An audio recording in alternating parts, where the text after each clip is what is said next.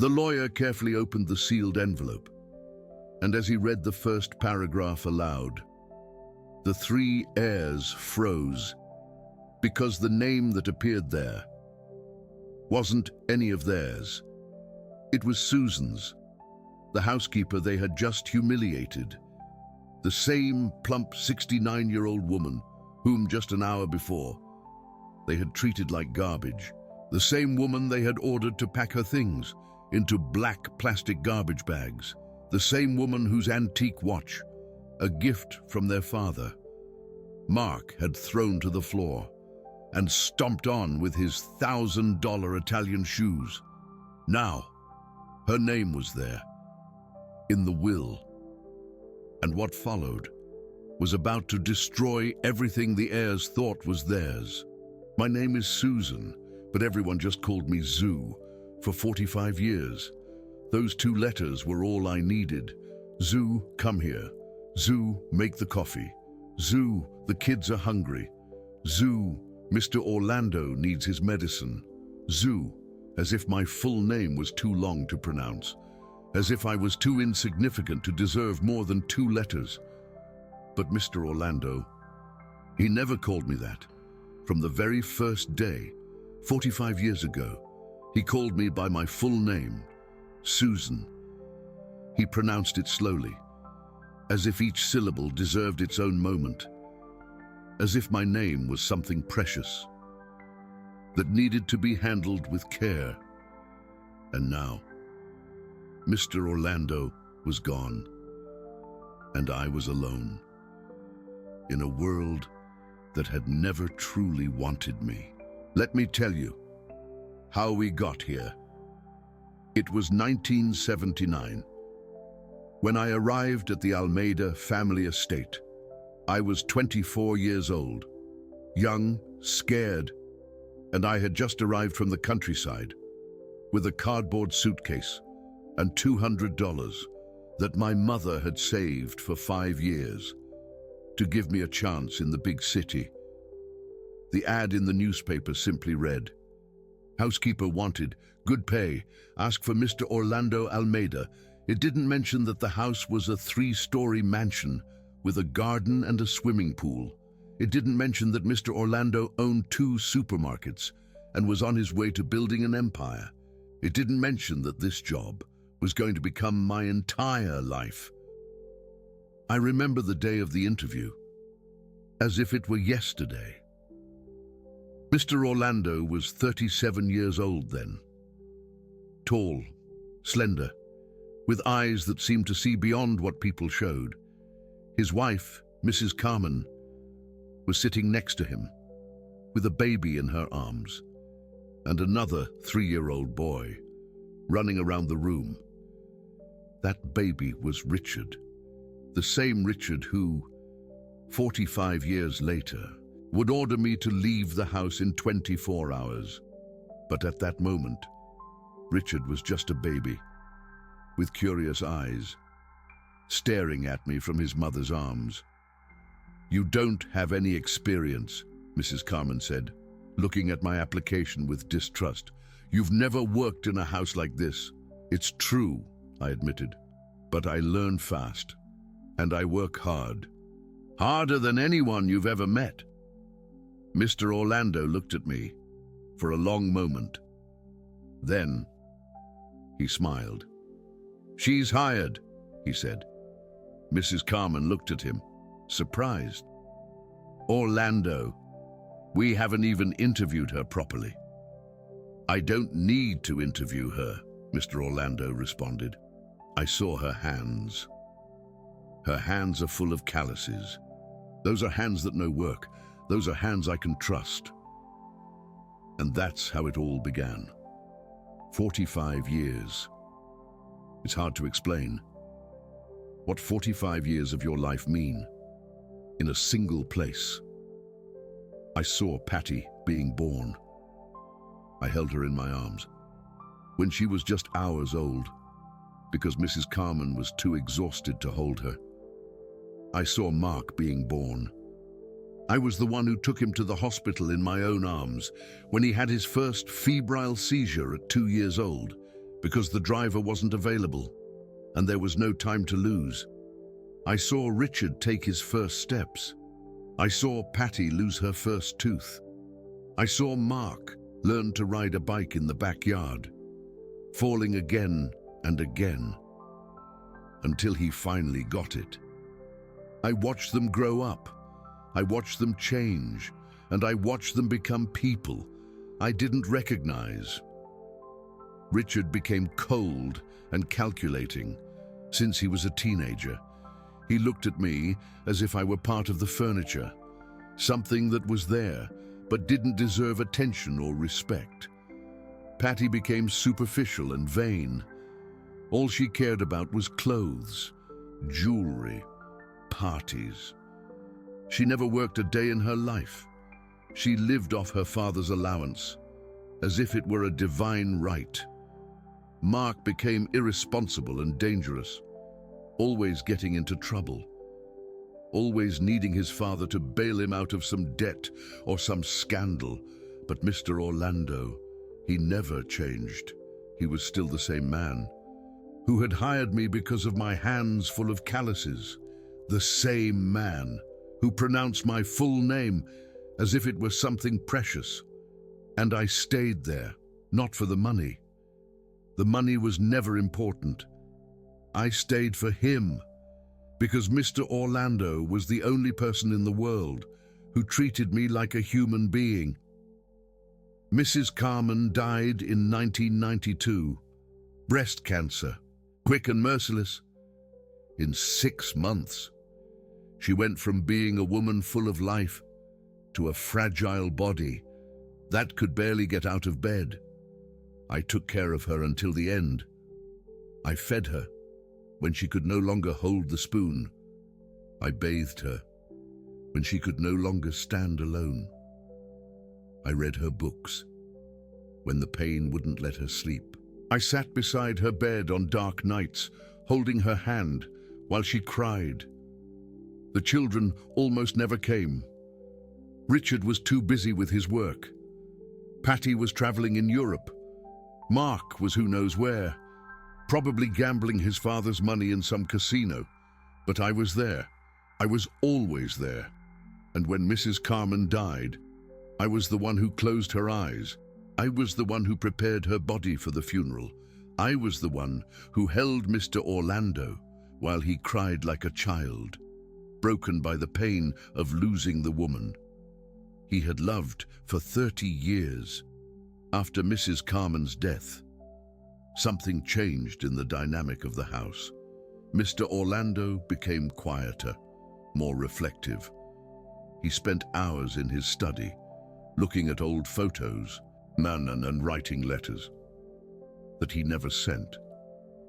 The children came less and less.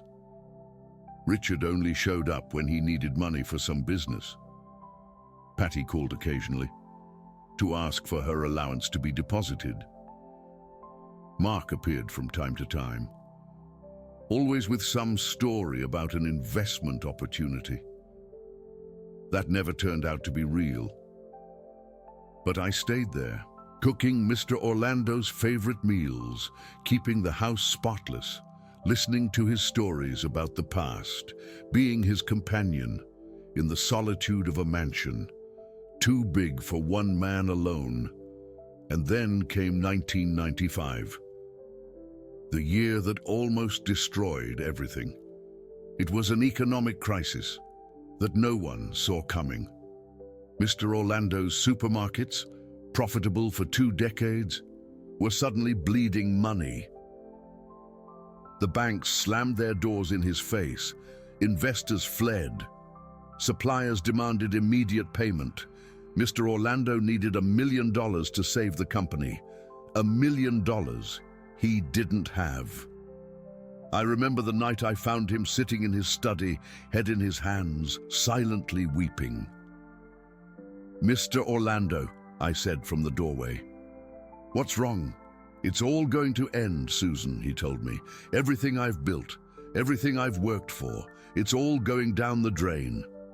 "How much do you need?" I asked. He laughed bitterly. $1 million. It might as well be $1 billion. I have nothing. The banks won't lend to me. My children don't have a dime that I didn't give them. It's over." I remained silent for a long moment. Then I said something that changed everything. "I have $800,000. Mr. Orlando looked at me as if I'd spoken in another language. "What did you say?" $800,000, I repeated. "It's everything I've saved over the last 20 years. It's in a bank account. It's yours if you need it." He couldn't believe what he was hearing. "Susan, that's everything you have. Your life savings. I can't accept it." "I'm not asking if you want to accept it," I told him. "I'm telling you it's yours. You gave me a job when no one else would give me a chance. You gave me a home. You treated me with dignity when the world treated me like trash. $800,000 is the least I can do." Mr. Orlando looked at me with tears in his eyes. "And if I can't pay you back," he asked, "what if the company fails anyway?" "Then at least I'll know I did everything I could," I said, "and that's enough for me." That night, Mr. Orlando accepted my money. It wasn't easy for him. He was a proud man, accustomed to being the one who gave, not the one who received. But desperation can make even the proudest accept help. I signed a simple document, nothing legal or complicated. Just a sheet of paper that said that I, Susan, was lending $800,000 to Orlando Almeida without interest, to be repaid when possible. Mr. Orlando kept that document in his safe. And with my money, along with other loans he managed to get, he saved the company. The supermarket survived and grew. In the following 20 years, Mr. Orlando built an empire of 23 stores across the state. He became one of the most successful entrepreneurs in the region. And no one ever knew that a black, plus-sized housekeeper had been the difference between success and failure, not even his children. Mr. Orlando wanted to return the money to me many times. Each time he offered, I refused. "I don't want your money, Mr. Orlando," I would say. "I want you to be okay. That's all I want." He would look at me with an expression I didn't quite understand, a mixture of gratitude and admiration, and something else, something deeper. One day he said something to me that I'll never forget. "Susan, my children have my blood, but you have my heart. You're the sister I never had, the family my own children never were." I cried when he said that. I cried because it was the most beautiful thing anyone had ever said to me in my entire life. And I cried because I knew it was true. The years passed. Mr. Orlando grew older. I grew older with him. His children remained the same. Richard, cold and calculating. Patty, superficial and selfish. Mark, irresponsible and dangerous. None of them visited their father. In the last 5 years of his life, Mr. Orlando didn't receive a single visit from his children that wasn't to ask for money. Not one. Not at Christmas. Not on his birthday. Not when he was diagnosed with prostate cancer. But I was there. I was always there. I took him to his medical appointments. I prepared his special meals. I gave him his medications at the exact time. I sat beside his bed at night when the pain wouldn't let him sleep, and when the cancer spread, when the doctors said there was nothing more to be done. It was I who cared for him in his final months, not a hired nurse, not his children, me, Susan, the black, plus-sized housekeeper who had arrived 45 years earlier with a cardboard suitcase and $200. Mr. Orlando died on a Tuesday morning. It was 6:42 a.m. The sun was barely rising. The birds were singing outside the window as if they didn't know the world was about to lose a good man. I was sitting beside his bed, holding his hand, when he took his last breath. His eyes were closed, his face was at peace, and on his lips was a soft smile, as if he were seeing something beautiful that I couldn't see. "Susan," he whispered with his last breath, "thank you." And he was gone. I called the children. Richard arrived 3 hours later, with his wife and his 2 teenage children who barely knew their grandfather. Patty arrived that afternoon, directly from the airport, dragging suitcases full of designer clothes. Mark arrived the next day, smelling of alcohol and with eyes red from lack of sleep. None of them cried. None of them showed real grief. They only talked about the will, the inheritance, about how to divide the empire their father had built. The funeral was 3 days later. It was a large event. Politicians came, business people, business partners. They all spoke of Mr. Orlando as if they had known him, as if they had been his friends. But none of them had visited him in his last years. None of them had held his hand while he cried in pain. None of them had cleaned his body when he could no longer do it himself. I did. And while all those strangers gave speeches about what a great man Mr. Orlando had been, I was in the kitchen, serving coffee, as always. Richard came up to me at some point during the wake. "Zoo," he said without looking me in the eye, "we need more coffee in the main room, and make sure the bathrooms are clean. There are important people here." "Yes, Mr. Richard," I replied. As always. That night, when everyone had left, I sat in my small room in the back of the estate, the same room where I had slept for 45 years, and I cried. I cried for Mr. Orlando. I cried for the years we had shared. I cried for the loneliness that I knew awaited me now that he was gone, and I cried for what was to come, because I knew what Mr. Orlando's children were like, and I knew that my time in that house was coming to an end. The next day, my fears were confirmed. The 3 siblings gathered in the main parlor of the estate.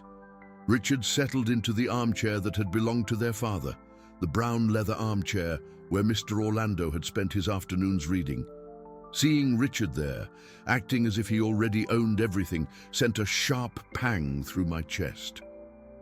Patty sat beside him, crossing her legs with studied elegance, glancing at her cell phone as if her father's death was just a minor inconvenience in her social calendar. Mark stood by the window, restless, checking his own phone every few seconds, probably waiting for messages from the creditors he owed money to. I was in the kitchen making coffee, as always. But I could hear everything. The walls of this estate had listened to 45 years of my silent footsteps. I knew every corner, every crevice where sound traveled. I knew exactly where to stand to overhear conversations in the parlor without being seen. "So," Richard said, crossing his arms, "what do we do about her?" "About whom?" Patty asked, not even looking up from her phone. "The housekeeper. Susan. Zoo. Whatever you want to call her." "Ah," Patty said, "the old woman." Something inside me broke when I heard those words. The old woman. 45 years of service, of loyalty, of love, reduced to 2 dismissive words. The old woman. "We have to get her out of here," Mark said from the window. "This house is worth a fortune. We can't sell it with a housekeeper living inside. We can't just throw her out," Patty said, in a tone that pretended to be compassionate but sounded completely fake. "She's been here a long time. It would look bad." "Look bad?" Richard repeated with disdain. "Since when do you care what looks bad or not? Last week you spent $20,000 on a purse." "That's different," Patty retorted. "The point is," Richard continued, This house is ours now, and we don't need a housekeeper. We're going to sell everything, split the money, get on with our lives, and for that to happen, she has to go." "But where will she go?" Patty asked. "She's like 70 years old. She doesn't have any family. She doesn't have anything." "That's not our problem," Mark said. "Let her go to a nursing home. Let her go live on the streets. I don't care. All I care about is that she leaves." I heard all of this from the kitchen. My hands were trembling as I held the coffee tray. 45 years. And they wanted to throw me out like garbage. I thought of Mr. Orlando, of what he would have said if he could hear his children, of the disappointment and pain he would have felt. And I felt anger, a silent anger that had been building for years. Anger for every time Richard had spoken to me with disdain, for every time Patty had ignored my existence, for every time Mark had thrown his dirty clothes on the floor for me to pick up. But I also felt fear, because I was 69 years old. I didn't have any family. I didn't have any savings, because I had given it all to Mr. Orlando back in 1995. I didn't have anywhere to go. Richard's voice snapped me out of my thoughts. "Zoo!" "Oh," he shouted from the parlor. "Where's the coffee?" I took a deep breath and walked into the parlor with the tray. "Here it is, Mr. Richard," I said, in the most neutral voice I could muster. Richard took a cup without thanking me. Patty didn't even look at me. Mark was too busy with his phone. "Zoo," Richard said as he sipped his coffee. "We need to talk to you." "Yes, sir." "My father died," he said as if I didn't know. "And now things are going to change. We're going to sell the house. We're going to liquidate everything. And that means we don't need you anymore." He said it like that, without beating around the bush, without compassion, without a single word of gratitude for 45 years of service. "We don't need you anymore." "You have 24 hours, Richard continued. "Tomorrow at this time, I want you to have packed your things and left." 24 hours. After 45 years. They were giving me 24 hours to dismantle my entire life. "Mr. Richard," I began to say, "I've worked for this family for—" "I know what you did," he interrupted me brusquely. "You worked for my father. You cleaned the house. You cooked the food. That's what housekeepers do. It's nothing special. It doesn't make you an owner of anything. It doesn't give you the right to stay here." His tone was cold, cruel, as if he were talking to an insect that needed to be crushed. Patty got up and approached me with that fake smile that I had learned to hate over the years. "Zoo, dear," she said in a honeyed voice, "I understand this is difficult for you, but you have to understand our position. This house is very big. It needs a lot of maintenance. And frankly, we don't think you can keep working at your age. You're already getting pretty old." She put her hand on my shoulder. Her touch disgusted me. "We'll give you some money," she continued. "Not much, because the truth is, Dad didn't leave as much liquidity as we thought, but something for you to settle down somewhere. A nursing home, perhaps. I've heard there are some very nice ones where they take good care of people your age. A nursing home. After 45 years of taking care of their family, they wanted to send me to a nursing home." Mark approached then. His expression was different from his siblings. There was no pretense of kindness, only pure hostility. "Listen to me carefully, old woman," he said, bringing his face close to mine. "You have 24 hours. If you're still here tomorrow at this time, I'm going to call the police and accuse you of trespassing. Understood?" "Yes, Mr. Mark," I whispered, because what else could I say? I turned and walked towards my room. Each step felt like I was walking towards my own execution. My room was at the back of the estate. It was small, a single bed, an old wooden wardrobe, a nightstand with a lamp. On the wall was a photo of Mr. Orlando and me, taken 20 years ago during Christmas. We were younger then. His hair was still black. I could still smile without my soul aching. I sat on the bed and looked around. 45 years of my life fit in this small room. All my clothes, all my memories, everything that I was. I opened the wardrobe and started taking out my things. I didn't have suitcases. I had never needed suitcases because I had never gone anywhere. So I used plastic garbage bags, the same black bags I used to take out the kitchen trash. I was folding my clothes when I heard footsteps behind me. It was Mark. "What are you doing?" he asked from the doorway. "I'm packing my things, Mr. Mark." "Good. You better hurry." He stood there watching me work as if he was supervising an animal. Then his gaze landed on something on my nightstand. The watch. It was an antique watch. Gold. Mr. Orlando had given it to me 10 years ago on my 35th anniversary of working for the family. It was the most valuable thing I owned. Not because of the gold, but because of what it represented. "What's that?" Mark asked, approaching.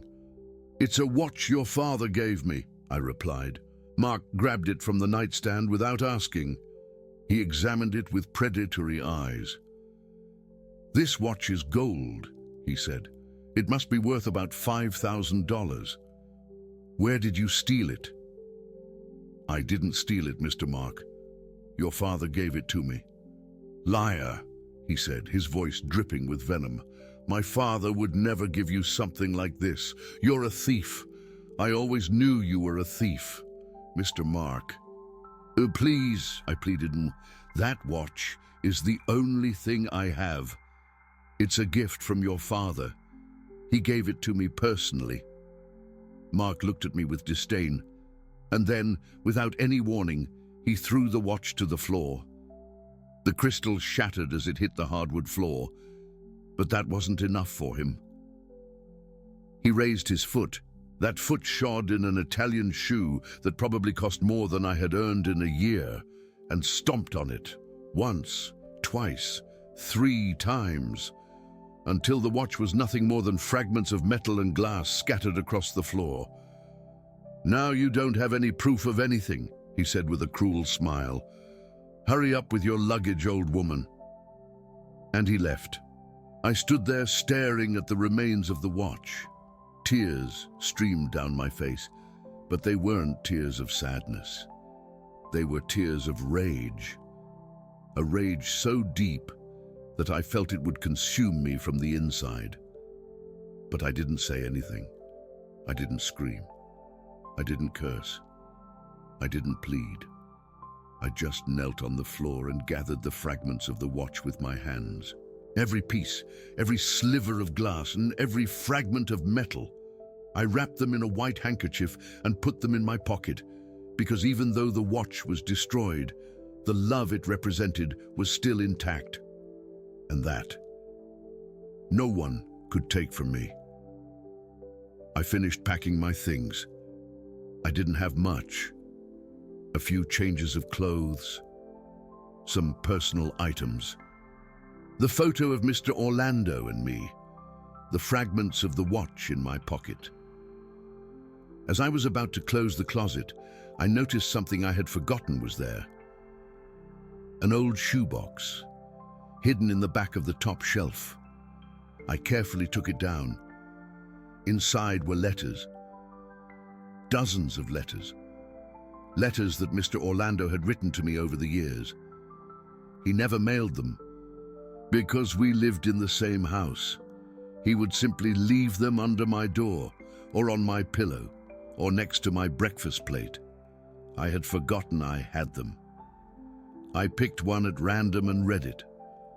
It was from 5 years ago. Dear Susan, it read. Today I turn 77 years old. My children didn't call. Not Richard, not Patty, not Mark. They probably don't even remember it's my birthday, but you baked my favorite cake, chocolate with strawberries, like every year for the last 35 years. I want you to know something.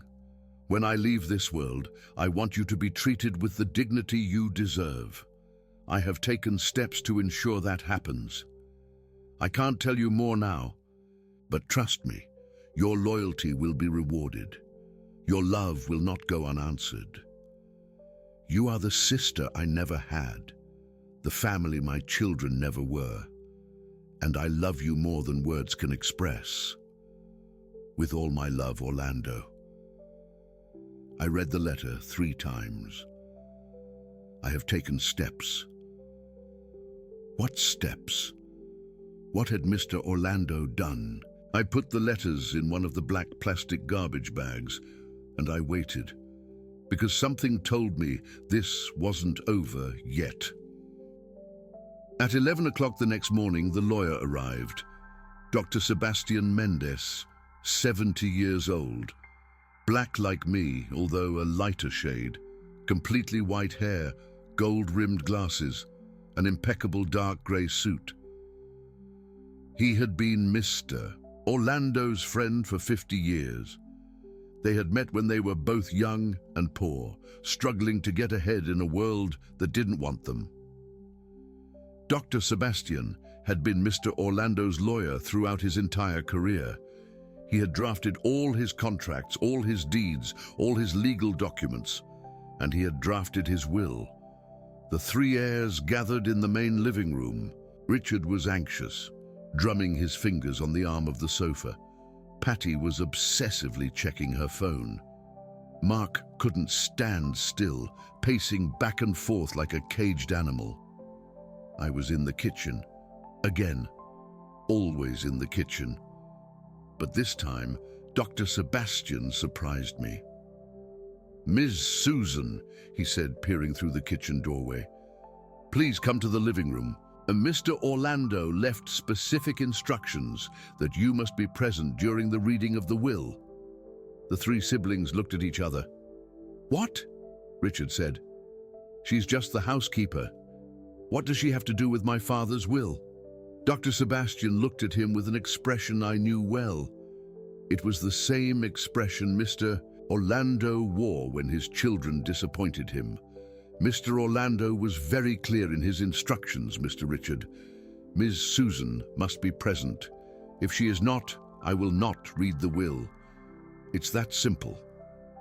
Richard opened his mouth to protest, but Dr. Sebastian raised his hand. "Mr. Richard, I have been your father's lawyer for 50 years. I know his wishes better than anyone, and I assure you that what I am about to read today will surprise everyone. So I suggest you stop arguing and allow me to do my job." Richard fell silent. I entered the living room. I sat in a chair in the corner, far away from the heirs. Patty looked at me with disgust. Mark looked at me with hatred.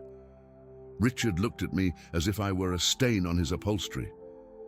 But I stayed there, because Mr. Orlando had wanted me to be there. Dr. Sebastian opened his briefcase and took out a large envelope sealed with red wax. "This is the last will and testament of Orlando Almeida," he said in a solemn voice. "It was drafted 6 months ago, replacing all previous wills.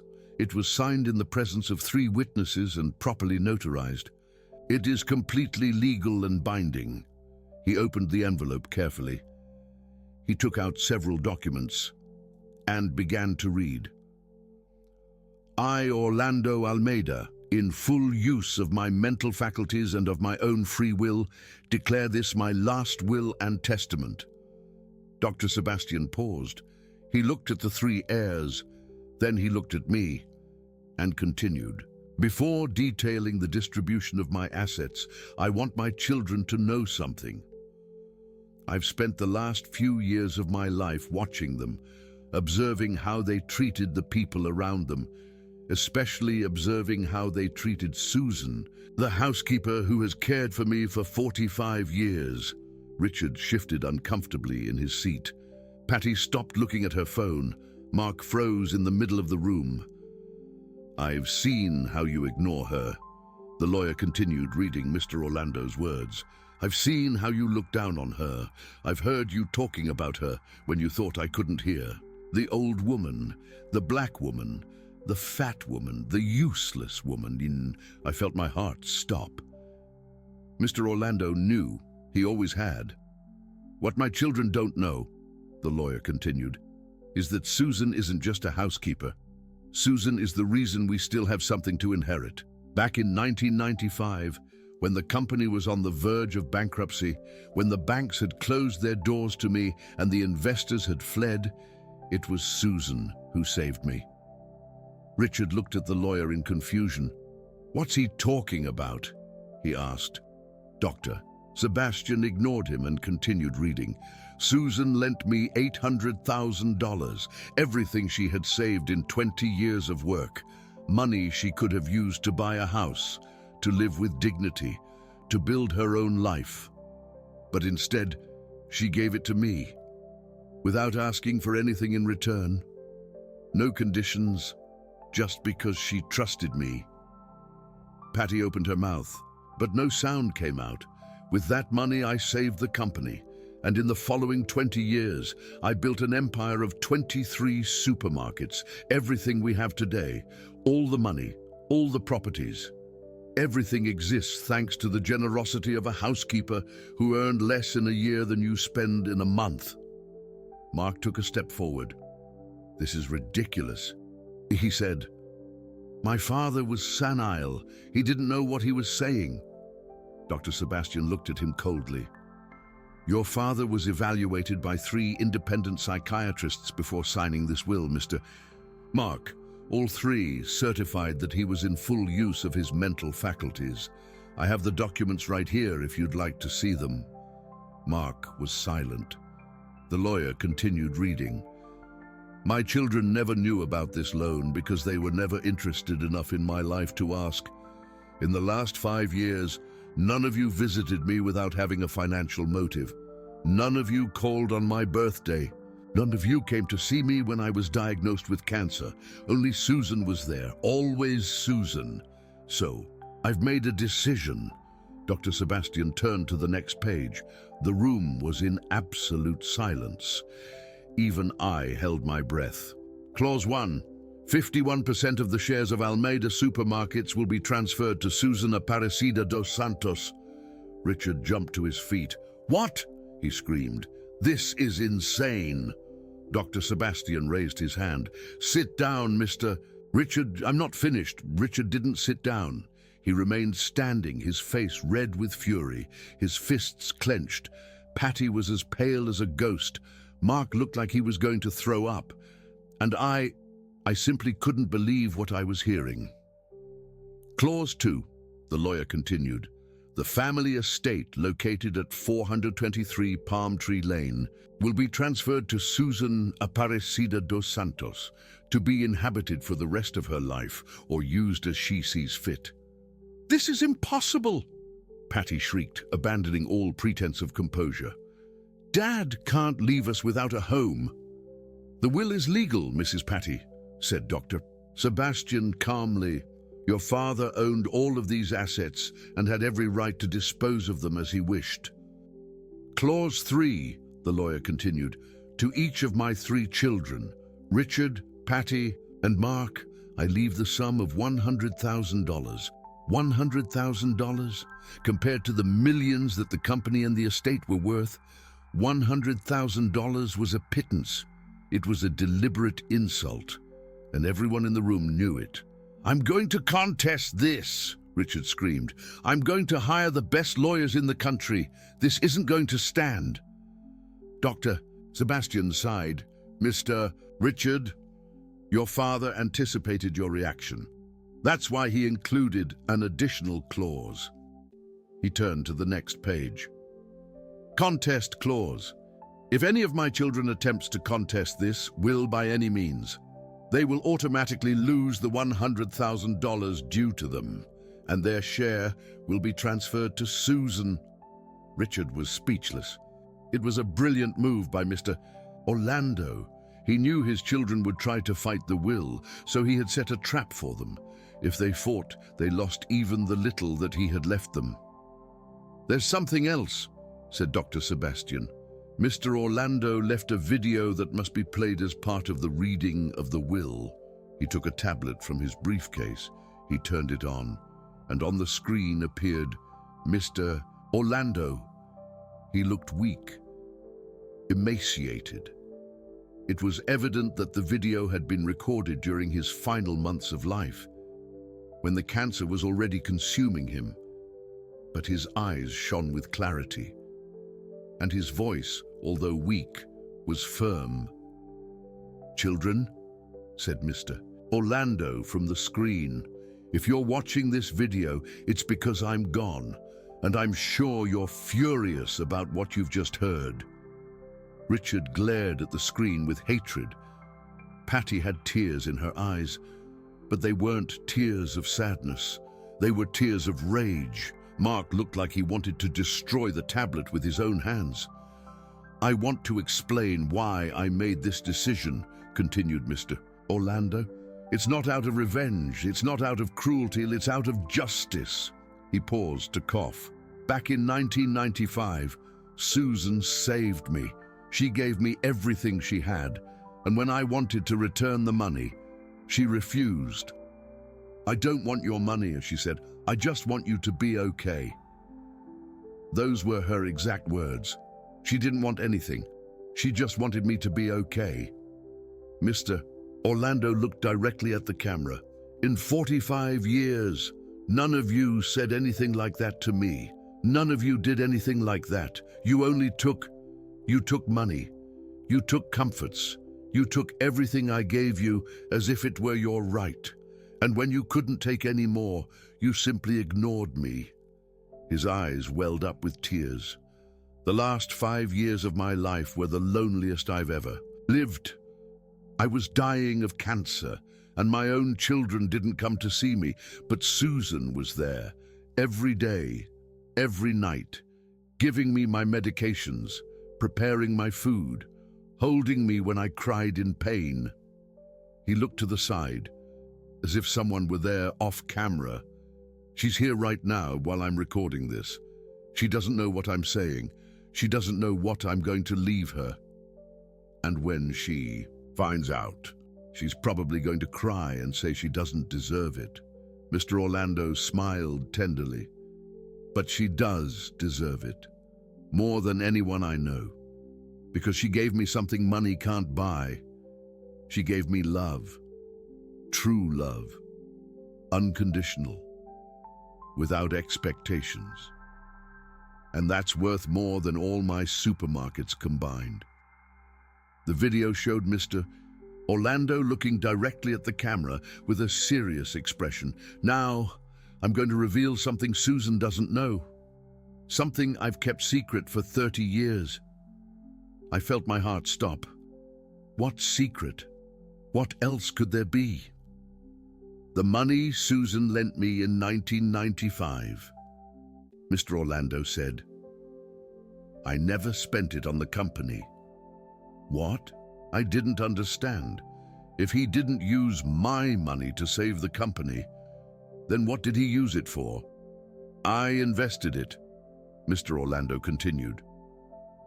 I put it in a separate account and invested it in shares of my own company.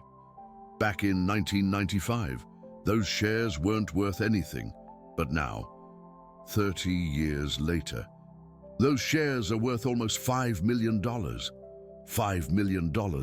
My mind couldn't process what I was hearing. That money was always Susan's, Mr. Orlando said. Every penny, every dividend, everything. I was just taking care of it for her.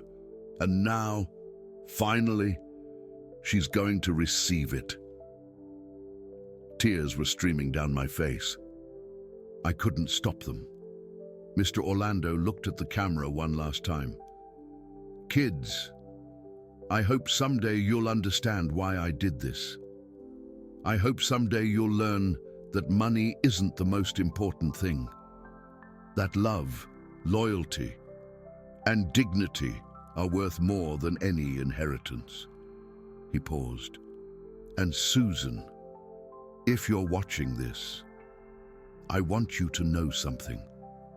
You were the sister I never had, the family my children never were. I loved you like no one else in this world, and I'm eternally grateful for every day you spent by my side. His voice broke. Thank you, Susan, for everything. The video ended. The room fell silent. A silence so profound I could hear the beating of my own heart. And then Richard exploded. This is a fraud, he screamed, turning towards me. She manipulated him. She cheated my father. She's a scam artist. Dr. Sebastian stood up. Mr. Richard, I warn you to be careful with your words. What you're saying could constitute defamation. I don't give a damn, Richard shouted. I'm going to destroy her. I'm going to have her thrown in jail. I'm going to... He stopped suddenly because Dr. Sebastian had taken another document from his briefcase. Mr. Richard, the lawyer said in an icy voice, before you continue threatening Miss Susan, you should know something else. What? Richard spat. Your father also left specific instructions regarding what to do if any of you threaten or harm Susan in any way. The lawyer opened the document. Protection clause. If Richard, Patty, or Mark threaten, verbally assault, physically assault, or in any way harm Susan Aparecida dos Santos, they will immediately and permanently forfeit any right to the $100,000 that belongs to them. Richard froze. Patty covered her mouth with her hand, and Mark, who had been about to approach me with clenched fists, stepped back as if he had run into an invisible wall.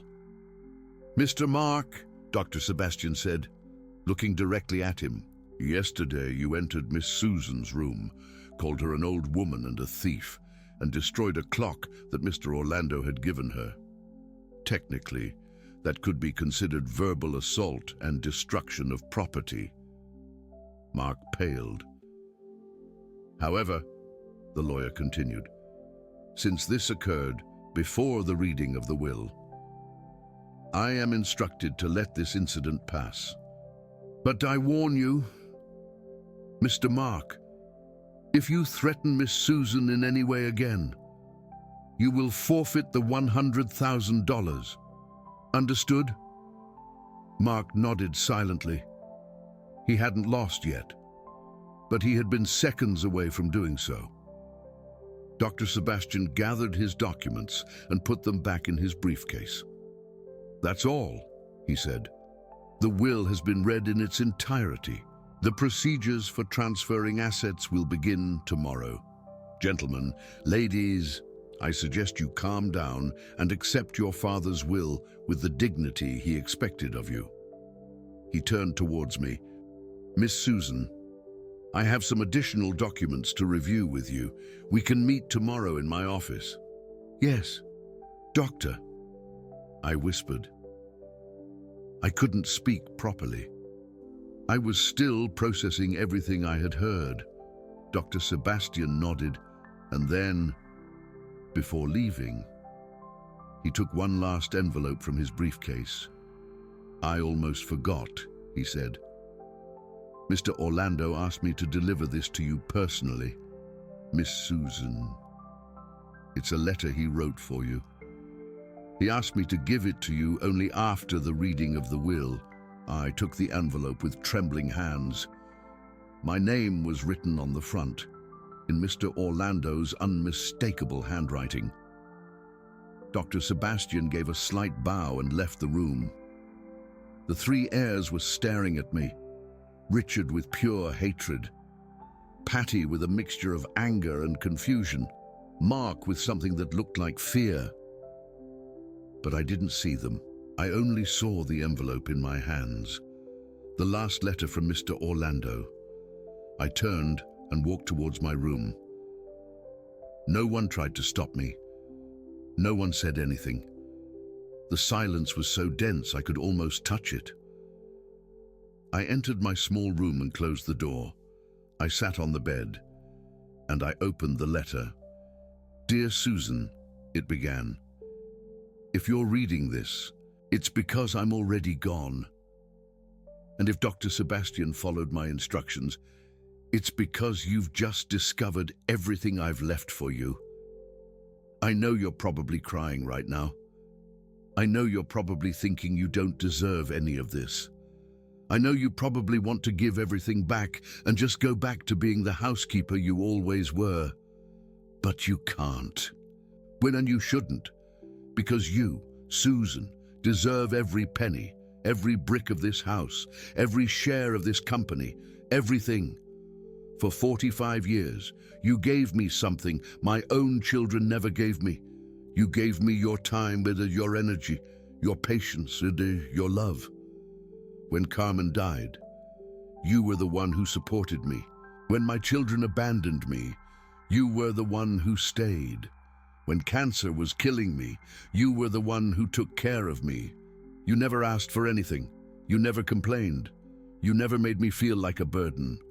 And in 1995, when I thought I had lost everything, you gave me your life savings without hesitating for a second. That act of generosity changed me forever. It taught me what true love means. It taught me what loyalty means. He taught me what it really means to be family, in a way that my own children never could. Susan, I know my children are probably furious right now. I know they probably hate you. I know they're probably going to try to make your life a living hell. But don't be afraid of them, because you have something they'll never have. You have dignity, you have integrity, you have the strength of a woman who's worked her entire life without asking for anything in return. I want you to use what I've left you to be happy. I want you to live in this estate like the owner you now are. I want you to enjoy the financial security that you deserve after a lifetime of hard work. And if you want to do something with the money that goes beyond yourself, I suggest something. For years, you've told me about your dream of helping other housekeepers like yourself, women who work their entire lives and end up alone and with nothing when they're old. Now you have the resources to make that dream a reality. Build something beautiful, Susan, something that helps other women who've been ignored and overlooked. Leave a legacy, not for me, for you. Because your life has value, your work has value, your love has value, and it's about time the world knew it. I love you, Susan. I loved you from the first day you walked into my house with that cardboard suitcase and those eyes full of fear and hope. And I'll always love you, even from wherever I am now. Thank you for everything. Your brother from another mother, Orlando. I finished reading the letter and pressed it against my chest. The tears wouldn't stop. I couldn't breathe properly, but for the first time in a long time, they weren't tears of sadness. They were tears of love, of gratitude, of the certainty that even though Mr. Orlando was no longer physically in this world, his love lived on in every word of that letter. I stayed in my room for hours. I didn't come out for dinner. I didn't come out for anything. I just read the letter over and over again, memorizing every word, engraving it into my heart. Outside, I could hear the heirs arguing. Their voices rose and fell, full of rage and frustration. But I didn't care. I didn't care what they thought of me anymore. I didn't care about their hatred. Because Mr. Orlando had given me something they could never take away. He had given me the certainty that my life had been worth it. The next morning, Richard came to see me. He was alone. His face no longer showed the fury of the previous day. Now he looked calculating, like a businessman preparing for a negotiation. "Zoo," he said, using that nickname that had always annoyed me. "Can we talk?" "Yes, Mr. Richard," I replied. "Look," he said, sitting in the only chair in my room without asking permission. "I think we can reach an agreement." "An agreement?" I repeated. "Yeah. Look, I understand my father liked you. I understand you worked for him for many years. And I respect that." His tone was condescending or fake. I could see right through him as if he were made of glass. "But let's be realistic," he continued. "You can't manage a company. You don't have an education. You don't have experience. You're going to fail.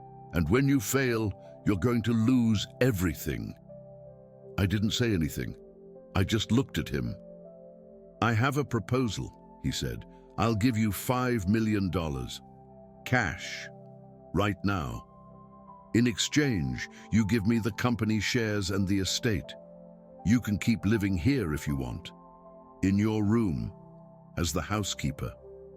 Everything will go back to the way it was before." $5 million. It was a lot of money. More money than I had ever seen in my life. But it wasn't even a fraction of what Mr. Orlando had left me, and Richard knew it. He was trying to deceive me, taking advantage of my supposed ignorance to steal what rightfully belonged to me. "Mr. Richard," I said calmly, "thank you for your offer, but no." Richard blinked. "No?" he repeated. "No.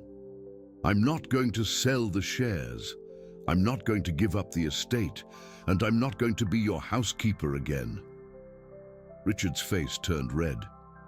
"Listen to me well, old woman," he said, abandoning all pretense of politeness. "You don't know who you're messing with. I have contacts. I have power. I can make your life very difficult." "His father warned me about this," I said. "There's a clause in the will.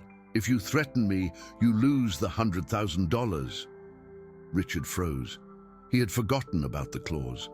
Or he had hoped that I had forgotten about it. "Mr. Richard," I continued, my voice firm for the first time in 45 years, "your father gave me something that you'll never understand." "What?" he spat out with contempt. "Money?" "No," I said. "Respect."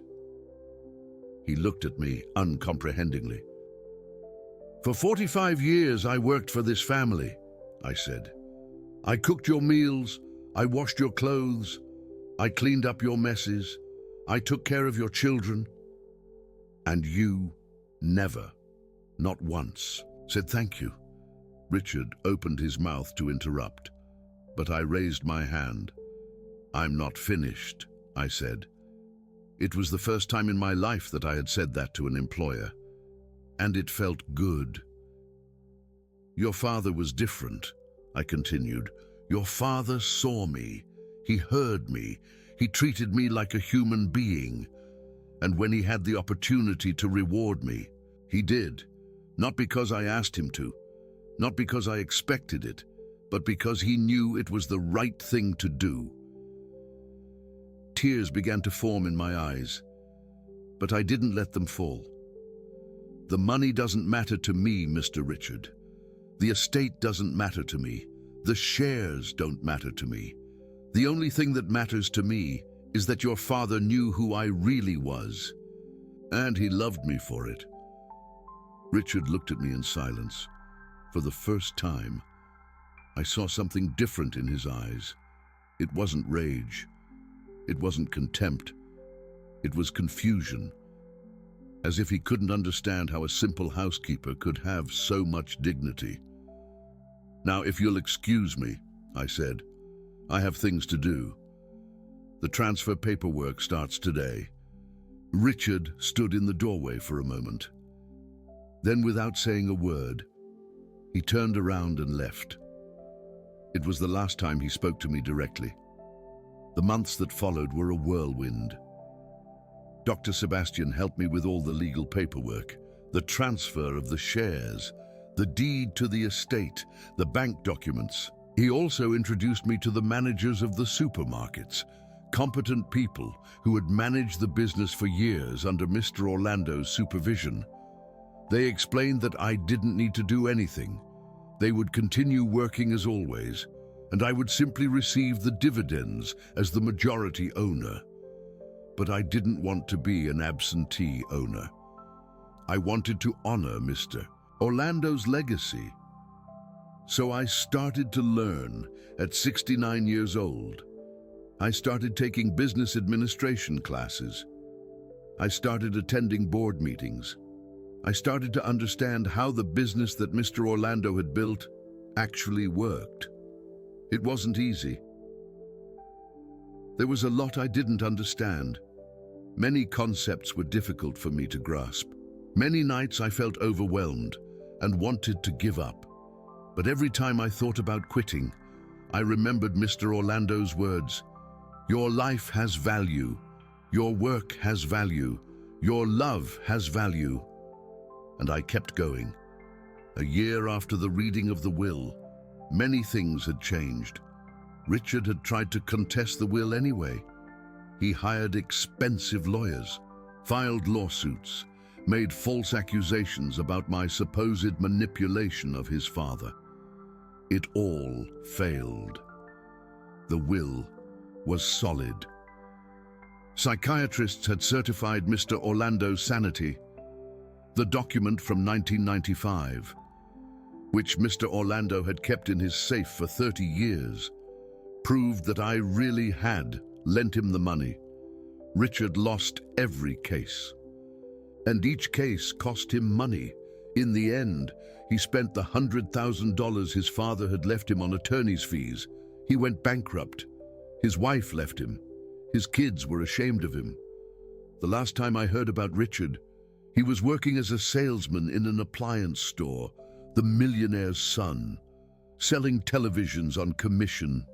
Karma, I guess. Patty didn't try to fight the will. She was too lazy for that. But the $100,000 didn't last her long. Without her father's allowance, she didn't know how to survive. For the first time in her life, she had to work. She got a job as a receptionist at a doctor's office. It didn't pay much, but it was something. The last time I saw her, she looked 10 years older. Plastic surgeries and beauty treatments were a thing of the past. Now, she was just a middle-aged woman trying to survive. I didn't feel satisfaction seeing her like that. Just sadness. Sadness that Mr. Orlando hadn't been able to teach his children what really matters in life. Before it was too late. Mark was the one who ended up the worst. His debts with the loan sharks finally caught up with him. Without his father's money to protect him, he had to run. Nobody knows exactly where he is now. Some say he went to another country. Others say he changed his identity. Others say worse things. I don't care. Mark made his own decisions, and now he was living with the consequences. As for me, I did exactly what Mr. Orlando had suggested in his letter. I used part of the money to turn the estate into a home for retired housekeepers. I called it Susan's House. It was a place where women like me, women who had worked their entire lives serving others, could live with dignity in their final years. Each room had its own bed, its own closet, its own window overlooking the garden. There were full-time nurses. There was hot food 3 times a day. There was companionship and caring and respect. Everything I had never had when I was young. Everything I could now give to others. In the first year, We welcomed 32 women, 32 housekeepers who had been abandoned by the families they had served, 32 women who now had a place to call home. I lived in the mansion too, of course, in the master bedroom, which had been Mr. Orlando's. I slept in his bed and surrounded by his books, looking at the same view he had looked at for decades. Sometimes, at night, I felt like he was still there. I could hear his voice whispering in the wind. I could feel his presence in the shadows. And I knew he was proud of me, proud of what I had built, proud of the woman I had become. If you're listening to this story, I want you to know something. It doesn't matter who you are. It doesn't matter where you come from. It doesn't matter how much money you have or don't have. Your life has value. Your work has value.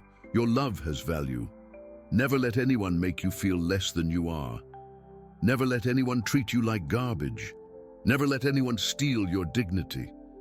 Because dignity is not bought with money. Dignity doesn't come from education or social status. Dignity comes from within. It comes from knowing who you are. It comes from doing the right thing, even when no one is watching. It comes from loving others without expecting anything in return. I was a housekeeper for 45 years. I was ignored, despised, treated as if I were invisible. But I never lost my dignity. And in the end, that dignity was rewarded, not with money. The money was just a bonus. The real reward was knowing that someone had seen me, that someone had loved me, that someone had recognized my value when the rest of the world ignored me. Mr. Orlando was that someone. And even though he's no longer physically in this world, his love lives on, in every letter he wrote, in every decision he made, in every woman who now lives in Susan's house. True love never dies. It only transforms. And it keeps touching lives, long after the person who gave it is gone. That's the lesson I learned in 45 years of service. That's the truth Mr. Orlando taught me. And that's the story I wanted to share with you today. Because if I, a 69-year-old, black and plus-sized housekeeper, could find love, dignity, and purpose in this life, you can too. You just have to believe that you deserve it. Because you do deserve it. We all deserve it. Thank you for listening to my story. And God bless you. Wherever you are,